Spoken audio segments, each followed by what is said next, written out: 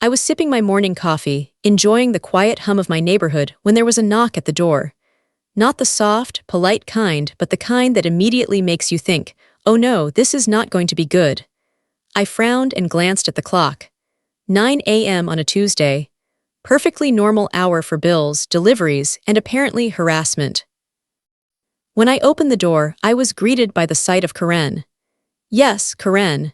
HOA President Extraordinaire, clipboard in hand, with the expression of someone who genuinely believed the world had wronged her personally. She looked like she had trained for this moment her entire life. Good morning, she chirped, though there was nothing cheerful in the tone. I'm here about several violations of our HOA rules. I raised an eyebrow, trying to keep my coffee from spilling. Oh, I said, and which rules have I violated today? Karen adjusted her sunglasses, though it was cloudy, and pointed to her clipboard. Oh, where do I start? Your lawn, your mailbox, your driveway. Honestly, it's a list too long to read here. I blinked. My lawn, my mailbox, my driveway. This was escalating quickly and not in a good way. I wanted to respond politely, but my patience had limits. I decided to cut straight to the point. Listen, I said, keeping my voice calm, almost soothing. I'm not in your HOA. The words barely left my mouth before I saw it happen. Karen's entire expression froze like someone hit the pause button on her face. Her mouth opened, closed, opened again. I swear I could see little question marks floating over her head. She blinked a few times, trying to process what I just said. Excuse me, she asked, clearly not understanding the concept of boundaries. I said, I'm not in your HOA, I repeated. So, I'm afraid your fines and rules don't apply to me. There was a long, tense pause. Karen's lips pressed into a tight line. Her fingers gripped the edges of that clipboard so hard it must have left indents in the wood. And then, like a storm cloud forming over a sunny day, she glared at me and muttered something about the law before turning on her heels and marching down the sidewalk. I watched her go, thinking maybe this would finally be over. Maybe she'd accept reality and disappear into her natural habitat, the endless spreadsheet of HOA tyranny. But no, of course not. An hour later, there was a knock at the door again. Only this time, it wasn't just Karen. Two uniformed police officers stood there, looking like they had just been called into a situation they'd rather not be in. One gave me a polite nod. Good morning, sir. We received a complaint regarding your property. Ah, of course, the complaint. I had forgotten about that little detail. Karen, of course, was right behind them, waving her clipboard like a tiny white flag of war. These people aren't following the rules, she declared. They need to be held accountable. I swallowed, trying not to laugh. Officers, I already told her, I'm not part of the HOA. Karen's face went a shade redder than I thought was humanly possible. That is irrelevant, she barked. These rules are binding. The officers exchanged a look that said, we did not sign up for this level of absurdity. They asked me calmly to explain the situation, which I did. I detailed the interaction, her threats, her complaints, and my simple declaration that I had no HOA affiliation. The officers nodded politely, probably filing this under strange neighborhood disputes. After a few tense minutes, they thanked me for my patience and left. Karen, however, did not. She stomped away muttering about lawyers, fines, and possibly vengeance. I closed the door and leaned against it, taking a long sip of coffee. The absurdity of it all hit me. I couldn't stop thinking, how can someone be this furious over a rule that doesn't even apply to me? I shrugged and smiled wryly. At least, I thought, this morning had delivered some entertainment. Little did I know, this wasn't just a morning annoyance. This was the opening act of a much bigger, far more ridiculous drama, and I had no idea it was about to escalate in ways I couldn't possibly imagine. Because the truth was, the universe had a sense of humor, and soon, Karen was going to find out just how ironic it could be. It wasn't long before the knock came again. This time, I knew it was Karen. Two uniformed police officers stood on my porch, looking like they'd been reluctantly drafted into a reality TV episode. One gave me a polite nod, the other shifted his weight from foot to foot, clearly unsure what kind of neighborhood drama he'd stumbled into. "Good morning, sir," the taller one said. "We received a complaint regarding your property and some HOA dispute." I blinked. Some HOA dispute. That's one way to put it. I smiled politely and nodded. "Yes, officers, I've already explained I'm not in the HOA. There's nothing illegal happening here." Before they could respond, Karen appeared behind them, marching like a general with a battle plan. She clutched her clipboard like it was the Constitution itself. "These people are violating the rules," she barked. "They must be held accountable immediately." I leaned against the doorframe and tried not to laugh. "Officers, she's clearly passionate, but rules only apply if I'm in the HOA, which I'm not." Karen's jaw dropped, then it slowly dropped further. She pointed at me with trembling fingers. "You can't just ignore the rules are binding and—" "Binding?" I interrupted, trying to keep my voice calm, though inside I was laughing. "Karen, I literally do not belong to your HOA. That's why your rules don't apply to me." There was a tense silence. Karen's face looked like someone had just handed her a hot coal she couldn't drop. The officers exchanged glances, clearly trying to decide if they had accidentally walked into a comedy sketch instead of a real complaint. One officer cleared his throat. "Ma'am, we're just here to make sure there's no illegal activity. It seems like this is more of a civil dispute." Karen's eyes widened as if he'd just committed a personal crime. "No, you don't understand. They are ignoring the rules. I demand enforcement." The second officer gave her a look that said, "You've got to be kidding me." Then he turned to me.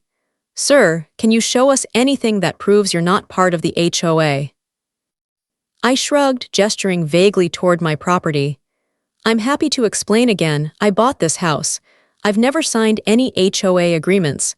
There are no dues paid, no documents submitted. That's it. That's the evidence."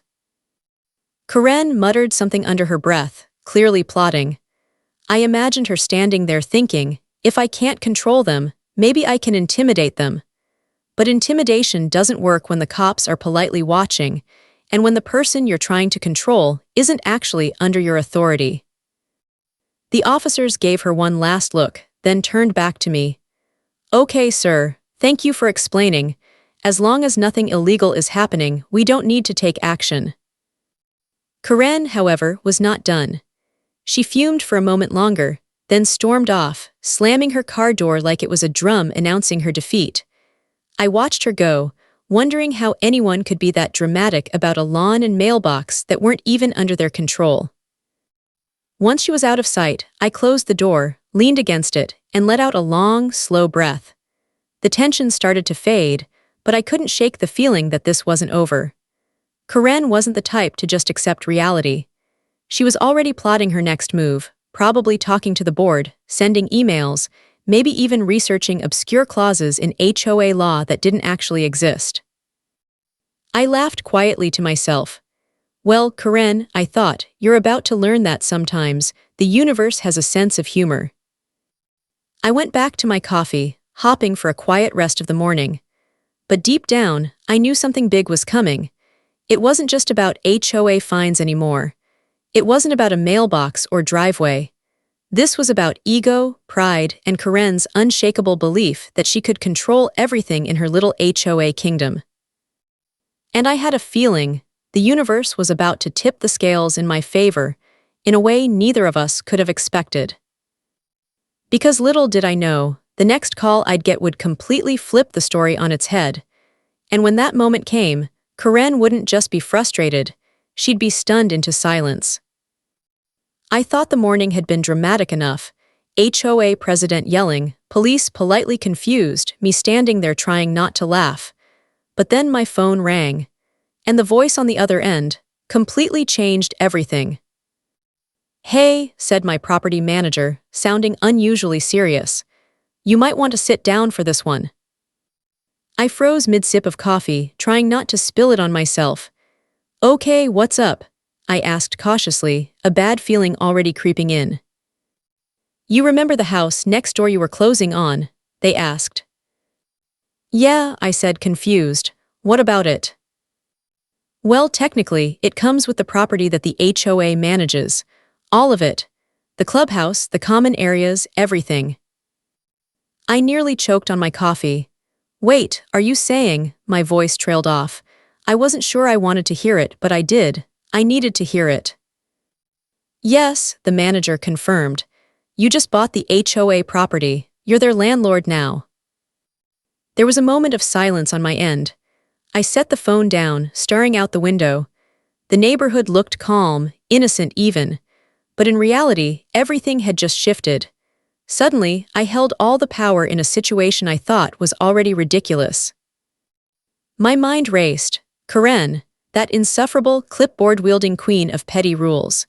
She had spent the entire morning treating me like a delinquent tenant or some lawbreaker. And now, I was her landlord. I couldn't help but laugh, quietly at first, then a little louder. The irony was so thick you could practically slice it with a knife. She had spent hours asserting authority over me, and now the tables had turned in a way that was cinematic. I imagined her storming up to my door tomorrow morning, ready to lecture me about fines and rules, only to realize I held the ultimate authority. My grin widened as I pictured the horror on her face when the realization hit. But it wasn't just humor. The suspense started to build in my chest. This wasn't going to be a quick, quiet morning anymore. This was about to become a full-blown HOA showdown, and I had no idea how far Karen would go before she finally understood her new reality. I paced through my living room, trying to think of my next steps.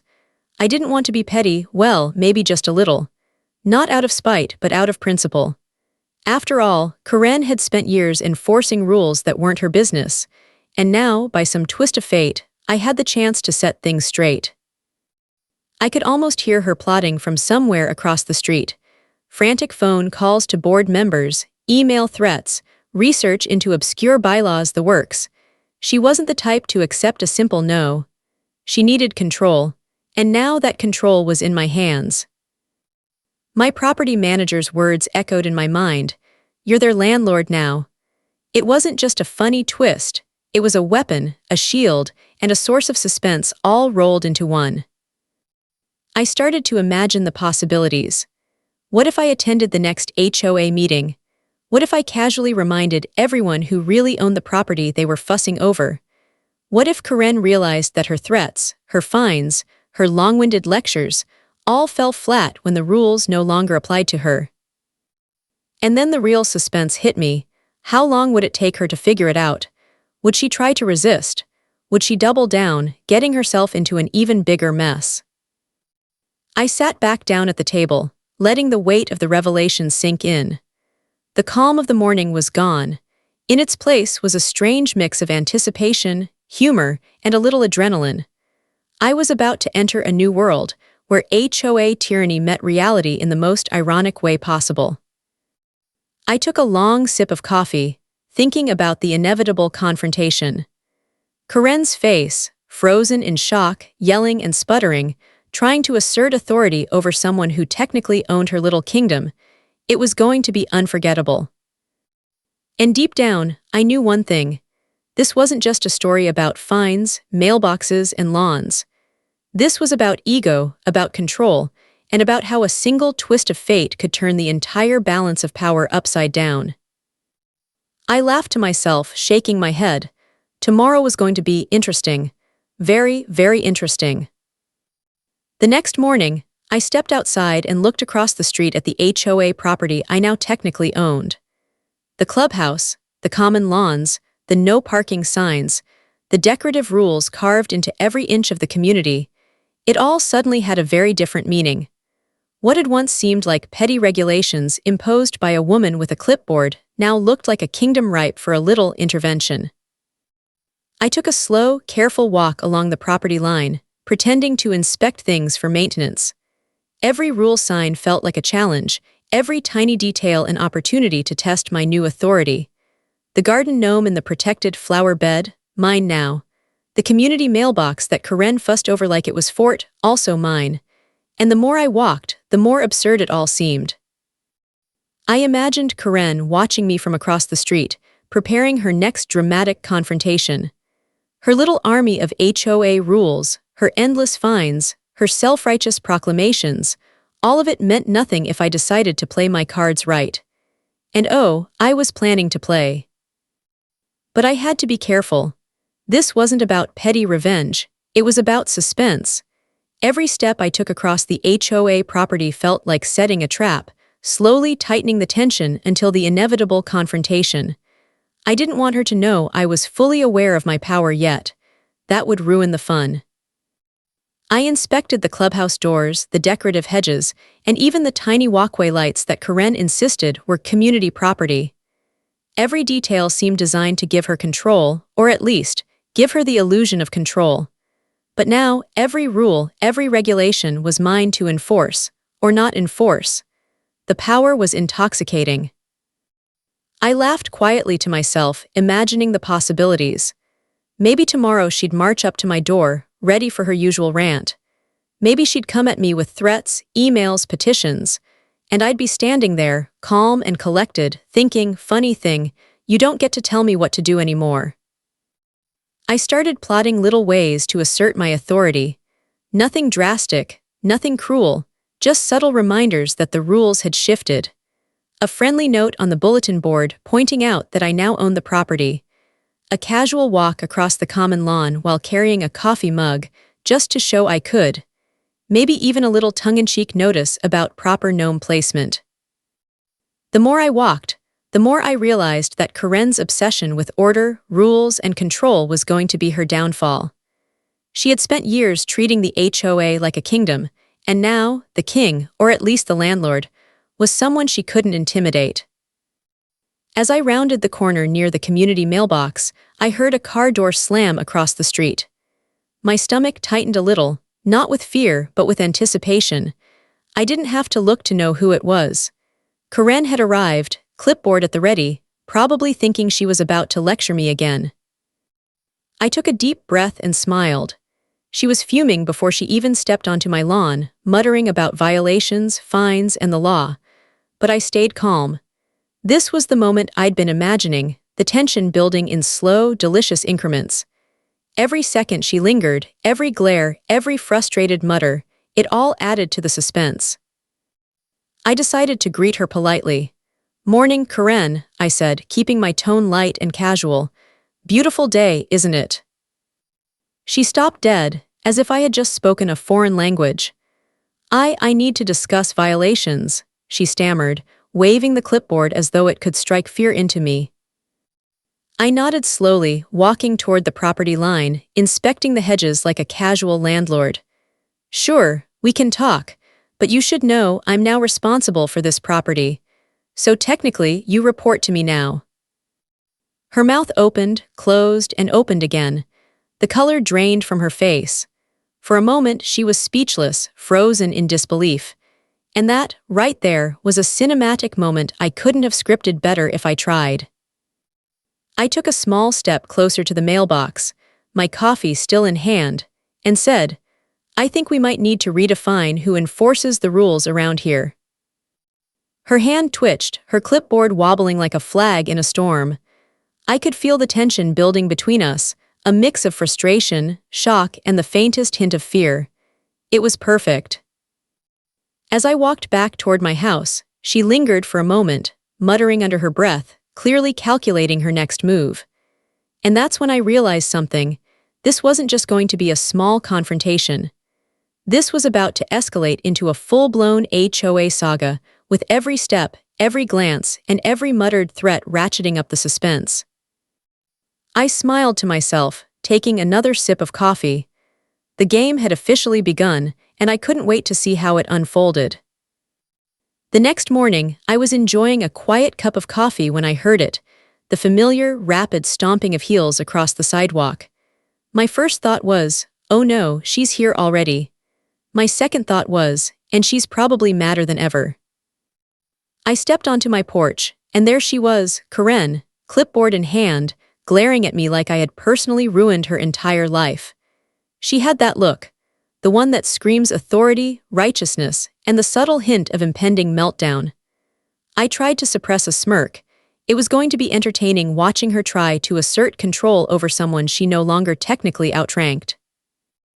"Good morning," I said casually, raising my coffee mug like nothing was happening. Karen didn't respond with pleasantries. She launched straight into her usual tirade. "You're in violation of several HOA rules. Your lawn isn't." "Actually," I interrupted calmly, holding up a hand, "there's something I should probably mention." Her eyes narrowed, suspicion brimming. "And what's that?" she asked, clutching her clipboard like a lifeline. I took a slow sip of my coffee, letting the suspense stretch just long enough to feel cinematic. Then I said it clearly, deliberately, and with a grin I could barely hide. "I'm the landlord now. This property, all of it, it's mine. So technically, you report to me." For a moment, the world seemed to stop.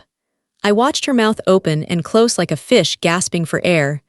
Her eyes widened, and I swear her clipboard nearly slipped from her hands.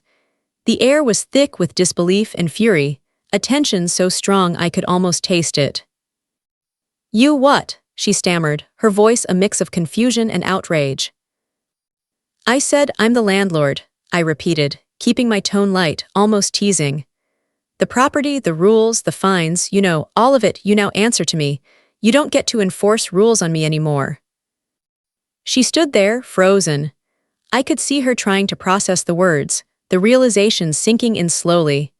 And that pause, that moment of perfect disbelief, was beautiful. It was the calm before the storm, the tension that made my stomach do little flips of anticipation. Karen finally regained some composure and tried to assert herself. You can't do that. There are rules, you can't just." I shook my head slowly, smiling. "Oh, I think I can. And I will. But don't worry, I'm not here to be cruel. I just think it's time someone reminded you whose authority actually matters around here." Her face turned a shade of red that I didn't think was humanly possible. Her hands shook slightly as she gripped the edges of the clipboard, and for a moment, I felt a pang of guilt before remembering everything she had put me through over the years. The petty fines, the unnecessary inspections, the unsolicited lectures, it all came rushing back. I need to speak to the board," she finally muttered, clearly thinking this would save her somehow. I nodded. "Of course, you should probably do that. But keep in mind, the board knows I'm the landlord now. So when you explain your grievances, you might want to consider that I'm sitting right here." Her eyes darted around nervously, the gears in her head turning a mile a minute. I could practically see the panic. Every threat she had prepared, every angry speech she had rehearsed in the mirror, all crumbling in the span of a single sentence. And the suspense, oh, it was delicious. I could feel it stretching between us like a taut rope, ready to snap at any second. Karen's ego, her sense of control, her very identity as the queen of the HOA was hanging by a thread, and I had the scissors. For a few moments, she just stared. Then, in a dramatic huff, she turned and stormed off, muttering something about lawyers, rules, and injustice. I watched her go, leaning casually against my porch railing, sipping my coffee, and letting the tension dissolve into laughter. Because at that moment, I realized something important. This wasn't just a personal victory. It was a slow-burning drama, full of suspense and irony, and I was living it in real time. Karen had spent years enforcing rules that didn't even matter, and now she was powerless. The stakes had shifted, and the game was far from over. I chuckled to myself and shook my head. The morning sunlight hit my face, and I thought, well, Karen, welcome to the real world. The rules just changed, and the story is only getting started. After Karen's dramatic exit from my porch, I thought I'd enjoy a moment of peace. Silly me. By mid-morning, I started getting emails. Not just one or two, but a flood. Karen had decided to wage a digital war. There were threats, demands, and every form of HOA jargon you could imagine, all directed straight at me. Violation of rules, immediate action required, board consultation pending. I leaned back in my chair, coffee in hand, reading each message with a growing smile. The irony wasn't lost on me. Karen had spent years enforcing arbitrary rules like a self-appointed dictator, and now she was trying the same tactics on someone who owned the kingdom. Spoiler alert, the tactic didn't work on me. I decided to play it cool. Responding to her first email, I wrote politely, "Thank you for your concern, Karen. As the property owner, I'll take all necessary steps to ensure compliance with applicable regulations. Please remember that the rules you've cited only apply to HOA members. Let's coordinate to maintain a peaceful community." Click send. I watched the cursor blink back at me, imagining her reaction. Somewhere across the street, she was probably frantically typing a response, imagining all sorts of schemes to regain control. The suspense of it all was almost palpable.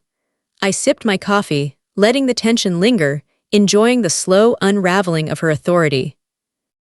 By afternoon, Karen escalated further.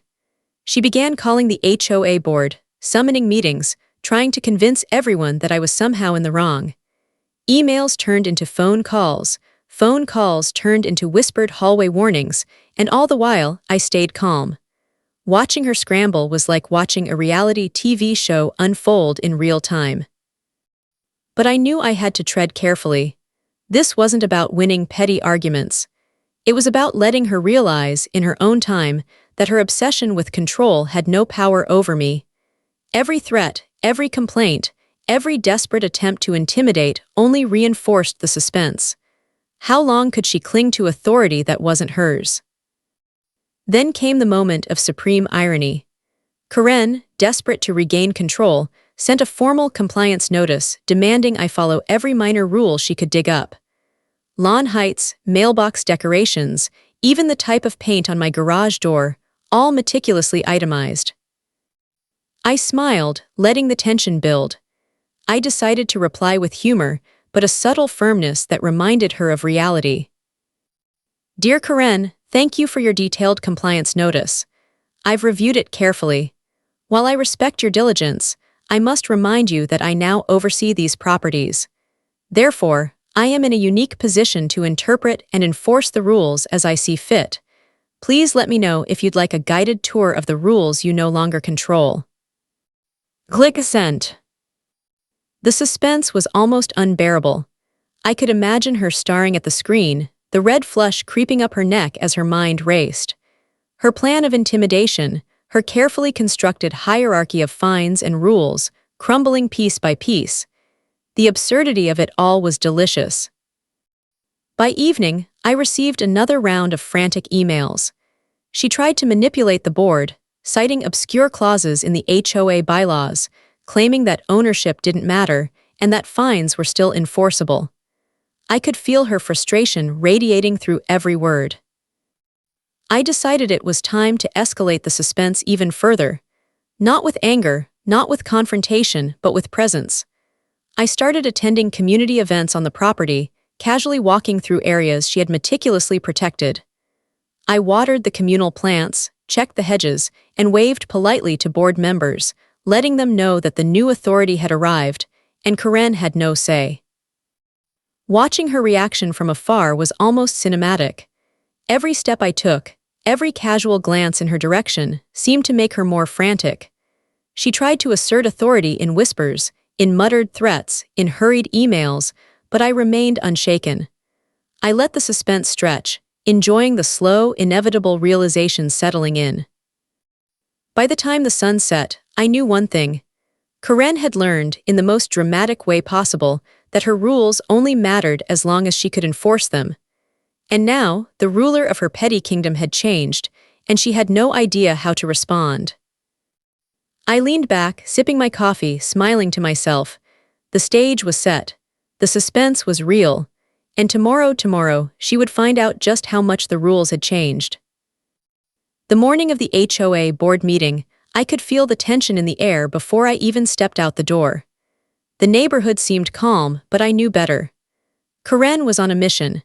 She had been strategizing for days, emails flying, whispers in the hallways, late-night phone calls to board members, trying to gather support for her desperate cause. I took a deep breath and walked up to the clubhouse, coffee in hand, trying to look casual. Behind the glass doors, I could see the familiar faces of the board members. Confused, nervous, and probably expecting Karen to have me squirming in guilt. Little did they know, the tables had turned, and I held all the cards. As soon as Karen spotted me, she stiffened, her clipboard shaking in her hands. I could almost hear her thoughts. How dare he show up here? Who does he think he is? I smiled politely, waving as if nothing had happened, letting the suspense build. The board meeting started. Karen immediately launched into her speech, long, dramatic, filled with fines, regulations, and all the rules she had been enforcing for years. She pointed at me, wagged her clipboard, and tried to make it clear that I was the problem. I listened quietly, leaning back in my chair, letting every word hang in the air. Each rule she cited, each threat she made, only made the suspense thicker. The board members were shifting nervously, clearly wondering how this showdown was going to end. Finally, I spoke. Calmly, measured, almost casual. "Thank you for your presentation, Karen. I'd like to clarify a few points." Her eyes widened. The pause stretched long enough to feel like a cinematic slow-motion scene. I could see the gears in her mind turning, trying to figure out how to respond to the calm authority in front of her. "I am now the owner of this property, which includes all the HOA-managed areas," I continued. "This means the rules you enforce as HOA president no longer apply to me. The authority you've wielded over this community, while impressive in its persistence, is no longer binding. I suggest we focus on cooperation rather than conflict." A murmur ran through the board. Some members looked shocked, others suppressed smiles, and Karen looked like someone had just pulled the rug out from under her feet. Her mouth opened, then closed, then opened again. No words came out. The suspense in the room was palpable. She tried to argue, but the rules, the bylaws, the authority of the HOA. I held up a hand politely. "I understand your concerns, and I respect your dedication. However, as the landlord, I get to interpret and enforce the rules from here on out. Any enforcement attempts against me personally are, by definition, null and void." Her face was red now, and the clipboard had slipped from her hands onto the floor with a dramatic thud. The board members exchanged uncomfortable glances, clearly unsure how to navigate this shift in power. I let the moment stretch, feeling the tension and suspense build with each passing second. Karen, desperate, tried one last maneuver. "You can't just, this is illegal, you need to follow the rules." I smiled, the calm eye in the storm. "Karen, the law hasn't changed. What has changed is who holds the authority here. Let's work together and the neighborhood will function smoothly. Resist, and well, that's up to you." Her shoulders slumped slightly. She tried to salvage some dignity, but the reality was unavoidable. Her empire of rules and fines, her self-imposed authority, had been quietly dismantled by a single house purchase. The suspense in the room hung thick, everyone holding their breath as Karen finally realized the truth. The board, unsure what else to do, awkwardly nodded. Some members even smiled at me, a silent acknowledgement that the conflict had been resolved, and that Karen's tantrum had been spectacularly neutralized.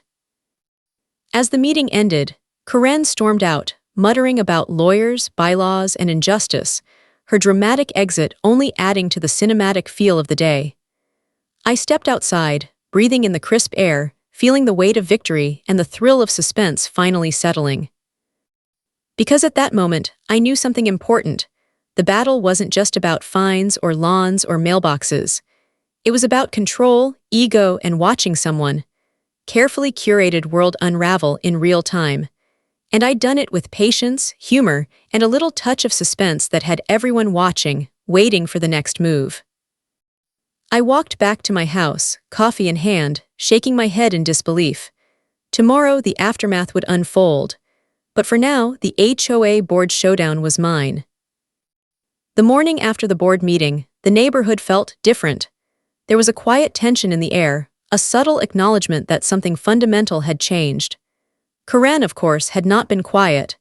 I saw her packing across the street, clipboard abandoned but still clutched under one arm like a shield. Every step she took seemed to radiate frustration, indignation, and the faintest hint of disbelief. I poured myself a cup of coffee and stepped onto the porch, taking a slow, deliberate sip as I surveyed my kingdom. It was a peaceful morning, birds chirping, mail being delivered, neighbors going about their routines. Yet beneath it all was the lingering suspense of yesterday's showdown. Everyone knew, in some unspoken way, that the rules had shifted. The ruler of this HOA territory had changed, and Karen's little empire of fines and petty enforcement had been quietly dismantled. I had to admit, it felt surreal. For years, I'd watched HOA presidents wield authority like a weapon, enforcing trivial rules with the seriousness of a Supreme Court justice. And now, with one unexpected twist, a property purchase, I had flipped the script. The irony was delicious. Karen, of course, wasn't ready to admit defeat.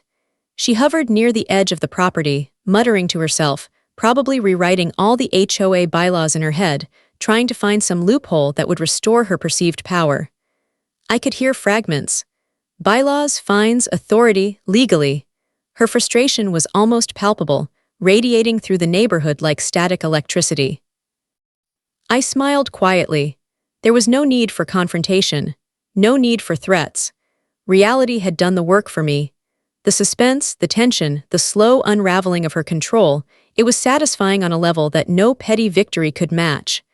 Sometimes, I thought, the universe has a sense of humor, and today it had certainly outdone itself. By mid-morning, I decided to take a walk across the property. The common lawns, the clubhouse, the no parking signs, it all belonged to me now. I strolled casually, greeting a few board members who had gathered nervously nearby. They smiled politely, some even chuckled, clearly enjoying the sight of Karen's outrage from a safe distance. And then I saw her. Karen, standing near the mailbox, hands on her hips, glaring at me as though sheer willpower could reverse reality. I walked over slowly, savoring every second of suspense. "Morning, Karen," I said, keeping my tone calm and polite. "Beautiful day, isn't it?" She flinched slightly at my casual greeting. You don't understand. The rules, the HOA, you can't just." I raised a hand, smiling. "I understand perfectly. That's why we're going to work together. I'll oversee the property, you can manage whatever else you'd like, as long as it doesn't involve fining me." Her shoulders slumped, the fight draining out of her. For a moment, she looked almost human, a woman forced to confront reality after years of wielding imagined authority. The suspense that had gripped the neighborhood, the tension that had everyone on edge, it had finally broken. I leaned on the fence, sipping my coffee, feeling a mixture of amusement and triumph. This wasn't about punishment. It wasn't about gloating. It was about watching someone realize, slowly, that control is only an illusion unless you truly hold the authority. Karen had spent years asserting dominance over rules that weren't hers to enforce, and now she had learned, in the most cinematic way possible, that reality had a way of balancing the scales. By afternoon, the neighborhood had mostly returned to normal. Karen retreated to her home, muttering under her breath and probably drafting her next futile attempt to regain control. The board members, meanwhile, quietly acknowledged my role, nodding politely when I passed by.